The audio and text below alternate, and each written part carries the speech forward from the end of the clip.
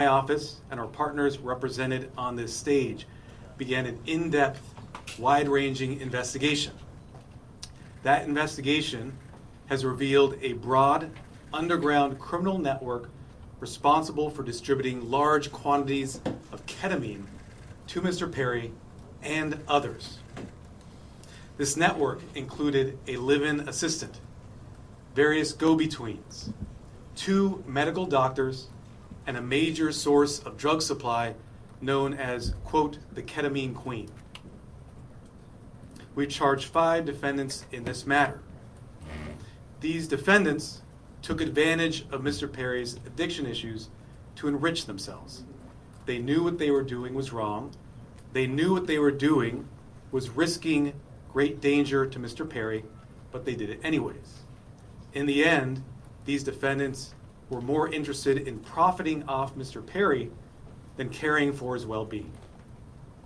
I'm going to talk about the indictment, the allegations, and the charges in more detail. On October 28, 2023, Mr. Perry was found deceased in his home. An autopsy was conducted following his death. That autopsy showed that he had died due to the acute effects of ketamine. Ketamine is a controlled substance. It has some legitimate uses, but it is also used illegally.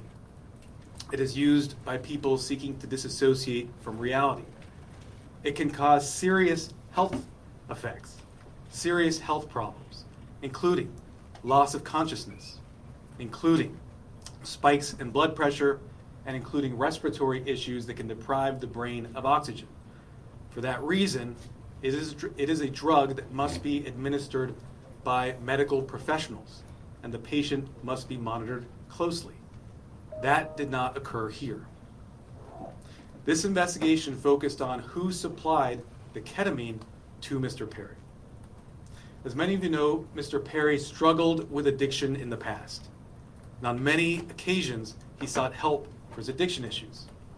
The investigation revealed that in the fall of 2023, Mr. Perry fell back into addiction, and these defendants took advantage to profit for themselves. The 2 lead defendants in this case are defendants Salvador Plasencia and defendant Jasvin Sanya. First, I'll talk about defendant Plasencia. Defendant Plasencia was a medical doctor. He worked with another medical doctor, defendant Mark Chavez, to obtain ketamine. He then worked with Mr. Perry's live-in assistant, defendant Kenneth Iwamasa, to distribute that ketamine to Mr. Perry. Over 2 months, from September to October 2023, they distributed approximately 20 vials of ketamine to Mr. Perry in exchange for $55,000 in cash. Defendant Plasencia saw this as an opportunity to profit off of Mr. Perry. He wrote in a text message in September 2023, quote, "I wonder how much this moron will pay." He also stated in text messages that he wanted to be Mr. Perry's sole source of supply. He wrote in a text message that he wanted to be Mr. Perry's, quote, "go-to for drugs." As a doctor, defendant Plasencia knew full well the danger of what he was doing. In fact, on one occasion, he injected Mr. Perry with ketamine, and he saw Mr. Perry freeze up and his blood pressure spike. Despite that, he left additional vials of ketamine for defendant Iwamasa to administer to Mr. Perry. Of course, defendant Iwamasa had no medical training to speak of. Defendant Plasencia knew what he was doing was harming Mr. Perry. He had spoken to another patient in mid-October 2023, and he told that patient that Mr. Perry was spiraling out of control with his addiction. Nonetheless, defendant Plasencia continued to offer ketamine to Mr. Perry. Likewise, defendant Sanya knew what she was doing was harming defendants and also Mr. Perry. She took advantage of Mr. Perry by selling large amounts of ketamine to Mr. Perry over a 2-week period in October of 2023. She sold approximately 50 vials of ketamine for approximately $11,000 in cash. She worked with a broker, defendant Eric Fleming, and also the live-in assistant, defendant Iwamasa, to distribute this ketamine. Sonia and the broker, defendant Fleming, saw this as an opportunity to profit off of Mr. Perry. In a text message, the broker wrote, quote, "I wouldn't do it if there wasn't a chance of me making some money for doing this." Defendant Sonia sold the batch of ketamine that resulted in Mr. Perry's death on October 28th. Officers later searched defendant Sonia's home. During that search, they found what amounted to a drug-selling emporium. They found 80 vials of ketamine, thousands of pills containing methamphetamine, cocaine, bottles of Xanax and other illegally obtained prescription drugs, and drug-selling paraphernalia, including scales and ledgers. As I mentioned, the defendants in this case knew what they were doing was wrong. When they'd refer to the ketamine, they used coded language. They'd refer to it using terms such as, quote, Dr. Pepper, or quote, bots, or quote, cans. Also, defendants Placentia and Chavez, as medical doctors, knew full well this was not the proper way to administer ketamine, and they even talked about that in their exchanges. And defendant Sonia also knew that she was doing something that caused great risk to Mr. Perry. In fact, during this investigation, we learned that several years before, in 2019, defendant Sonia had sold ketamine to another customer. That person died the same day. And a family member of that person sent a message to defendant Sonia telling her the cause of death was ketamine. Nonetheless, defendant Sonia continued selling drugs, including the ketamine that ultimately killed Mr. Perry. That other victim was a person named Cody McLaurin. He died in 2019. As a result of this investigation, we have filed a drug distribution charge related to the death of Mr. McLaurin.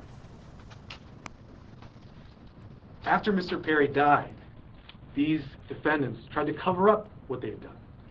On October 28th, after reading news reports of Mr. Perry's death, defendant Sonia wrote a text message to defendant Fleming saying, quote, delete all our messages. Likewise, after Mr. Perry's death, defendant Placentia falsified medical records and notes to try to make it look like what he was doing was legitimate. It was not. We have filed numerous federal charges against the 5 defendants.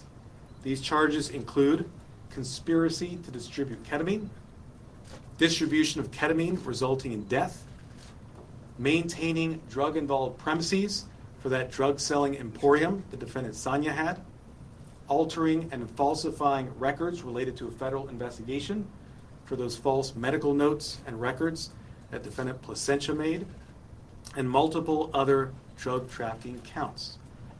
Of course, the defendants are presumed innocent until proven guilty.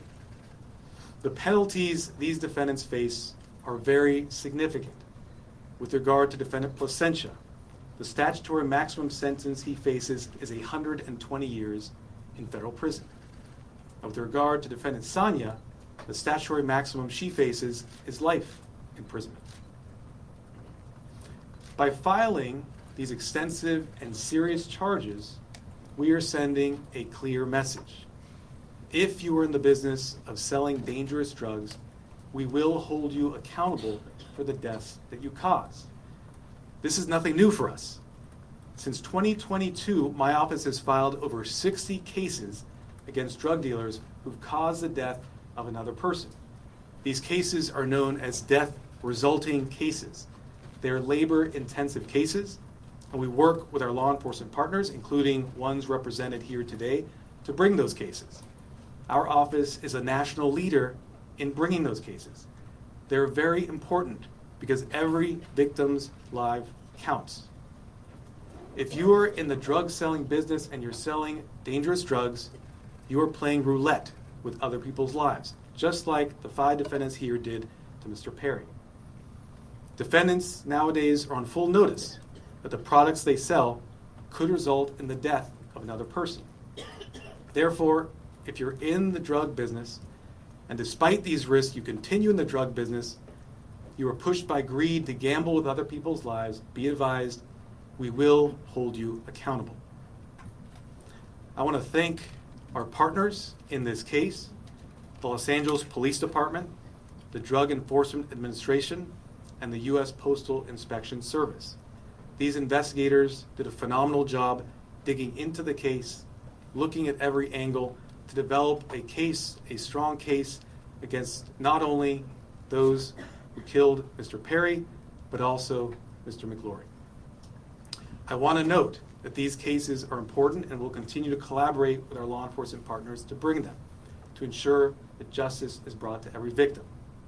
And finally, let me thank the prosecutors responsible for the investigation and the prosecution of this case.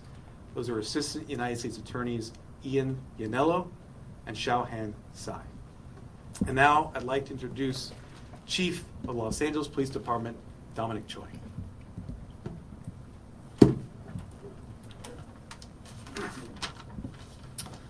All right, good morning and thank you, Martine. You know, while it's tragedy that brings us all here together, I'm happy to stand here knowing that these dangerous individuals are no longer on the streets and they won't be able to harm anyone else. The Los Angeles Police Department and our partners here today, we're committed to investigating all cases like this, and it's regardless of someone's background or socioeconomic status. And just with all of our cases, this investigation was done impartially. We let the facts drive this investigation, and those facts led us to a group of individuals who were responsible for supplying and distributing to Mr. Perry narcotics that led to his unfortunate and untimely death. The group standing here today, it's a prime example how our partnerships and our collaboration can yield meaningful results. I want to thank LAPD, our Robbery Homicide Division, who is standing in the back there, the U.S. Attorney Martin Estrada and his team, the DEA and her team, as well as the U.S. Postal Inspection Service and their team for their hard work, diligence, and real patience. Now, I know people think this took a long time, but there was a lot of work, a lot of investigative strategies that went into this to make sure that there's a solid case and that we can pursue this in the courts. Our relationship with our federal partners, it helps us ensure that these criminals will have meaningful sentences and be an example for anyone that is willing to risk or jeopardize distributing and supplying unlawful or narcotics to anyone. And I just really want people to know that that is the message. You cannot get away with this regardless of your background or socioeconomic status. Breaking the law is breaking the law, and you are dangerous and you are jeopardizing lives. So thank you all of my partners for being involved in this and bringing us to where we are at today. And at this time, I'd like to introduce DEA Administrator Ann Milgram.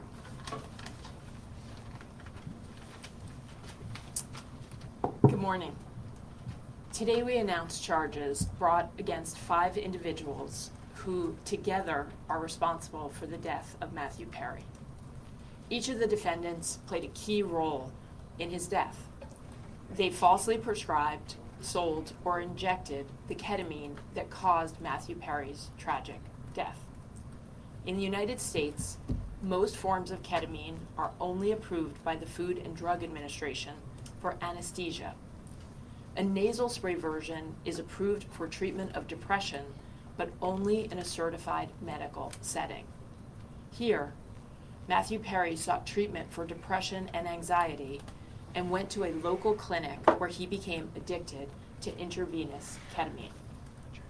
When clinic doctors refused to increase his dosage, he turned to unscrupulous doctors who saw Perry as a way to make quick money. Dr. Plasencia and Dr. Chavez violated the oath they took to care for their patients. Instead of do no harm, they did harm so that they could make more money. Without performing any medical evaluation or monitoring, they supplied Matthew Perry with large amounts of ketamine in exchange for large sums of money, charging Perry $2,000 for a vial that cost Dr. Chavez approximately $12.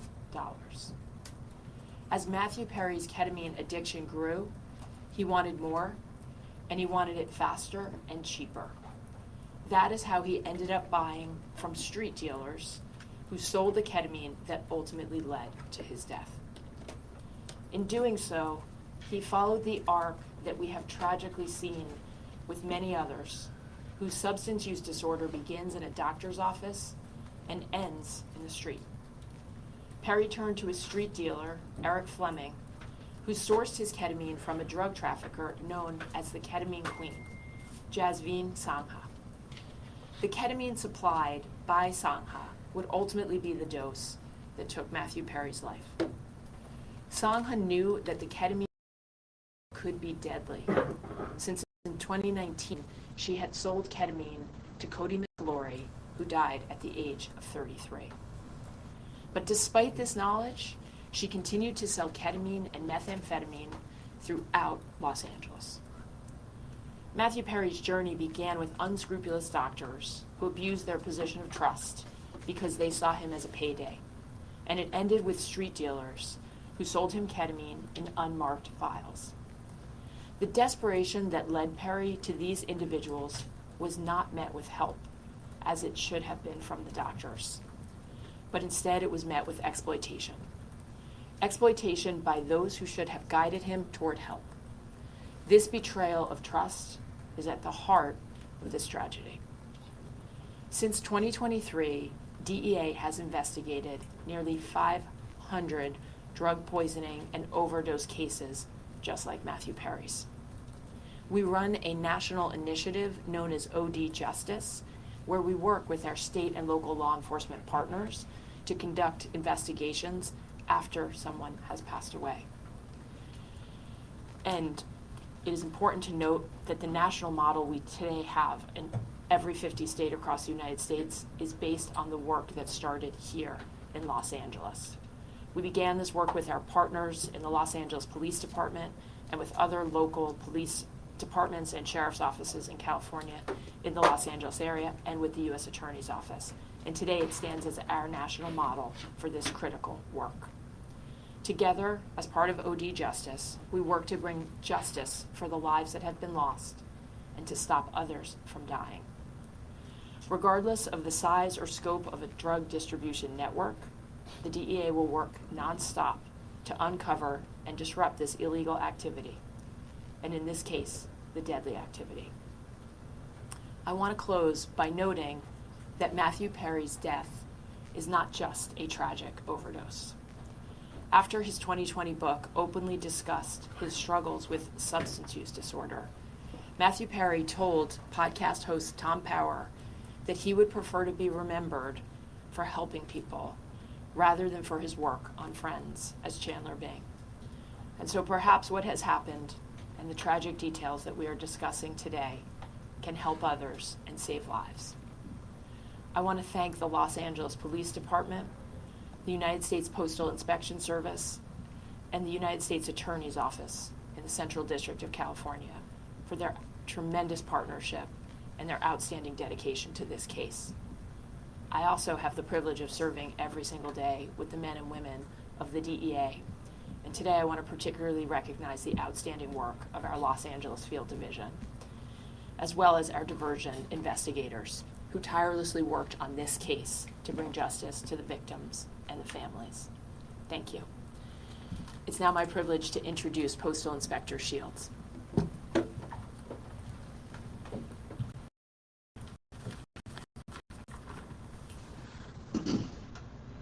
Good morning, and again, welcome. I'd like to thank U.S. Attorney Martin Estrada for his tireless dedication to protecting the residents of the Central District of California, his partnership with the Postal Inspection Service. As the nation's oldest law enforcement agency, the Postal Inspection Service has had a long, proud, and successful history of combating criminals who misuse our nation's postal system and cause harm to our employees and customers. This is our mission. In this case, our agency, in partnership with the Los Angeles Police Department, the Los Angeles Drug Enforcement Administration, and the U.S. Attorney's Office, worked to seize, search, and analyze evidence that has culminated in arrests and a dismantling of the group that is responsible for providing the ketamine and the reported contributed to the death of Matthew Perry. In this case, these individuals knowingly and willfully distributed ketamine to Mr. Perry as he struggled to overcome addiction, which ultimately led to Mr. Perry's tragic demise.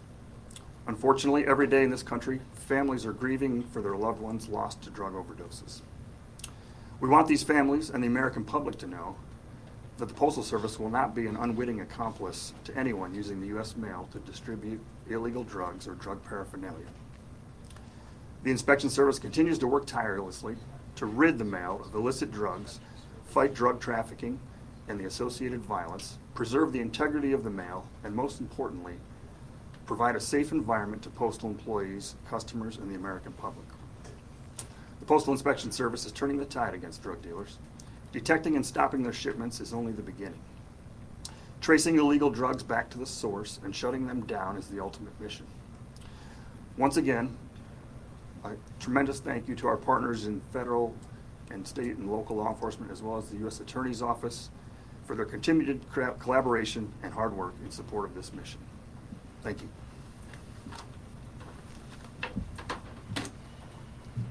I'll now do brief remarks in Spanish, and then we'll do questions and answers. Where are the Spanish language reporters? Hold up your hands. Okay, great. Hoy anunciamos cargos criminales federales. Matthew Perry. Nuestra investigación ha revelado una gran red criminal responsable por el tráfico de ketamina en grandes cantidades. Esta red incluía a un asistente personal para el señor Perry, 2 médicos y una narcotraficante conocida como la reina de la ketamina. Hemos archivado cargos federales contra 5 acusados. Estos acusados vendieron ketamina al actor Matthew Perry y vendieron ketamina en grandes cantidades, 70 viales de ketamina. Estos acusados sabían que lo que hacían era muy peligroso. Hablaban en palabras codificadas. Estos acusados sabían que lo que estaban haciendo causaba un riesgo al señor Perry. Por supuesto, 2 de ellos eran doctores, médicos. Pero, sin embargo, estos acusados siguieron vendiendo ketamina al señor Perry. A estos acusados les importaba más el efectivo que la vida humana. Desde 2022, mi oficina ha archivado más que 60 casos contra narcotraficantes responsables por la muerte de otra persona. Estos casos son muy importantes porque la vida de cada víctima es importante. Con todos esos casos, como en este caso, mandamos un mensaje muy claro. No vamos a tolerar a los narcotraficantes que apuestan con las vidas de otras personas. We'll now do question and answer. Any questions? Yes. My first question is, the person that found Matthew Perry in the hot tub, is that also one of the people who's being charged in this case? Is that the assistant? I didn't hear that. Can you repeat the question? Yes, the person, the assistant that's being charged in this case, is that also the person that found Matthew Perry in the hot tub? So the personal assistant we charged is defendant Kenneth Iwamasa. He was the one live-in assistant for Mr. Perry. Did law enforcement Yes. look into Yes. the doctor, when the patient tragically died in 2019, did law enforcement look into that death when they found out the patient died? I can't comment on that. What I can say is that through this investigation, we were able to connect defendant Sanya to that death in 2019 and file a charge related to that to vindicate the victim, Cody McClory. Are there any details about the search Yes. warrant? Can you talk a little bit about, and maybe this is for DEA Administrator Milgram, but can you talk a little bit about the line between legitimate ketamine therapy treatment and was, Matthew Perry ever receiving legitimate ketamine therapy treatment? And then when did that cross over? were the defendants involved in that clinic where he was receiving legitimate treatment, if that's the case? So let me say this. Yeah. In this case, we are not talking about legitimate ketamine treatment. We're talking about two doctors Okay. who abused the trust they had, abused their licenses to put another person's life at risk. 5 defendants who, as I mentioned, knew what they were doing was wrong. In fact, one of them had sold ketamine that resulted in the death of another person in 2019. Well, Nothing was he about ever nothing in- about what we see today was legitimate, and that's why we filed criminal charges. Was he ever in? Yes. Is this the beginning of an enforcement effort specifically against ketamine? I know you mentioned past cases, 60 cases, and DEA mentioned it as well. Is there going to be a focus specifically around ketamine? I think what you've seen is that this is not the beginning, but a continuation of an enforcement effort against synthetic drugs of all kinds. Synthetic drugs, ketamine, but also methamphetamine, fentanyl, are killing people each and every day. We in law enforcement and with the U.S. Attorney's Office are on a campaign to address this and send a message that if you sell drugs, it results in the death of another person, the consequences will be severe. Any details about the search warrant? ¿Nos pueden decir de los doctores que fueron detenidos? Hay 2 doctores que son los acusados en este caso, el doctor Plasencia y el doctor Chávez. Los 2 están acusados en este caso.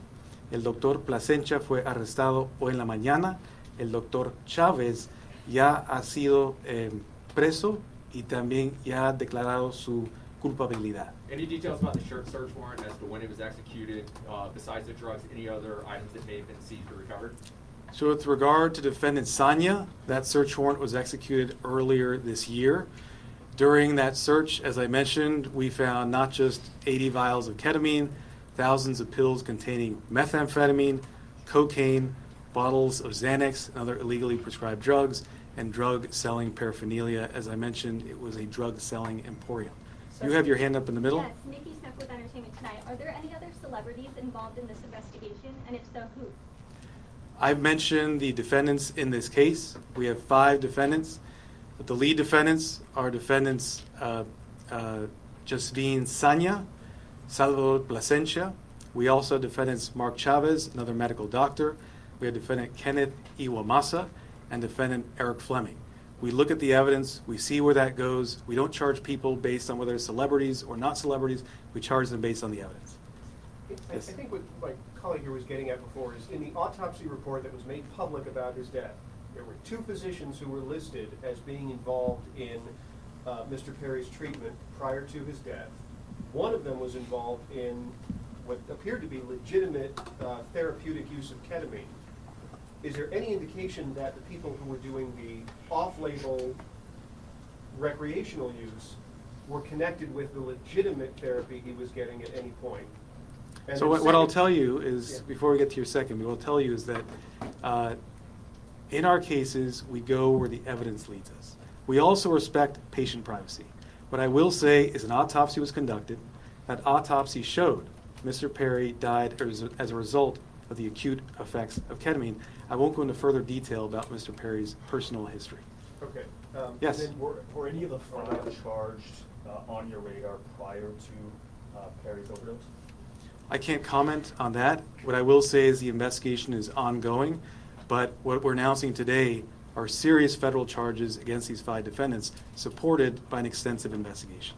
Sir, can you clarify the relationship? This that woman Chavez- has been patiently, had her hand up, yes. Yes, Chavez was detained. When was he detained and was it related to this case as well? Defendant Chavez is a defendant in this case. Right.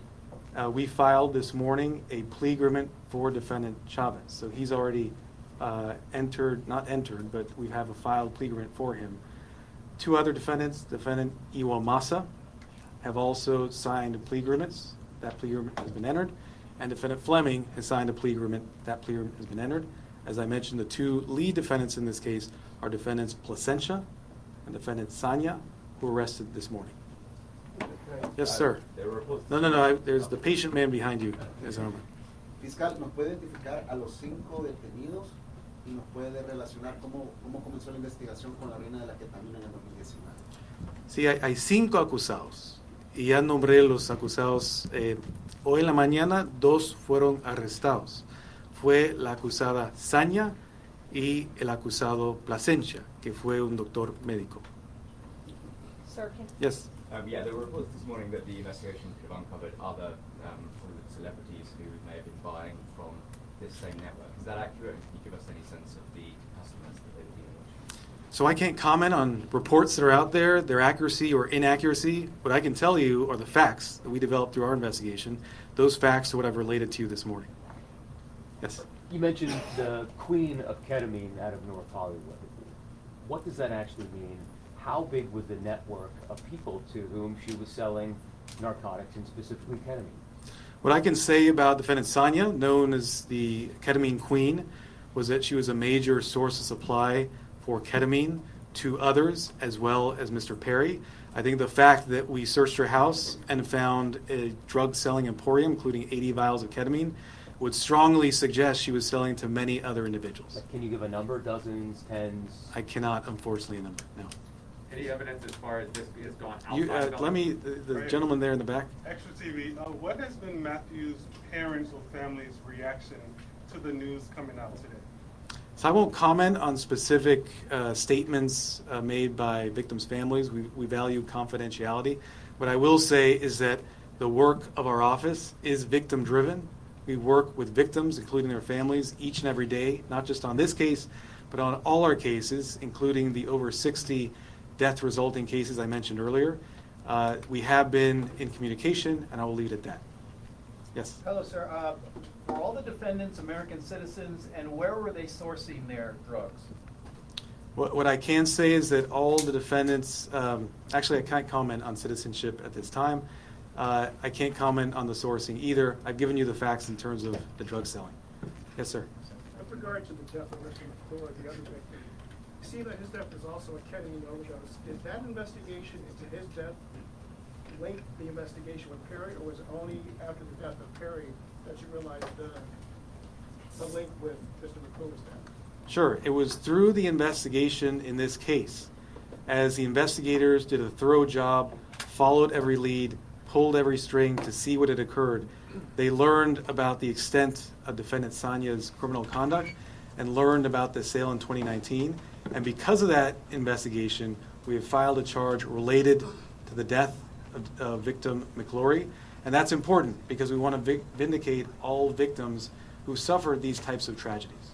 Quick follow-up. I'll do 2 more questions. Quick follow-up. Do you have any reason to believe that this so-called queen of ketamine is linked to any more deaths? Are there any more investigations and any more possible that she could be linked to? I think, as I've mentioned, we've linked her to sales of ketamine, which resulted in at least 2 deaths. We searched her home. We found a drug-selling emporium. I can't comment. I can't speculate on things such as what you're suggesting. I will say, in this case, she is facing very significant federal charges, including a charge that carries a 10-year mandatory minimum sentence. Yes, sir. Were these 5 continuing to sell ketamine or other drugs after Perry's death? I can't comment on that in terms of where they were selling. No, but in terms of afterwards, were they what I still- can say is that we searched the home of one of the defendants following Mr. Perry's death. She had 80 vials of ketamine, thousands of pills of methamphetamine, cocaine, bottles of Xanax. Thank you very much. Appreciate it. Can you just clarify the relation, really? Did the doctors work with the street dealers specifically, or was that a separate sale of ketamine, or were they connected to the So last question, because you've been so patient. We charge a conspiracy here. The conspiracy is against all 5 defendants for selling ketamine to Mr. Perry. Thank you so much. All right, thank you, ladies and gentlemen. The press release is out. It's online. We've emailed it. It's on social media. So.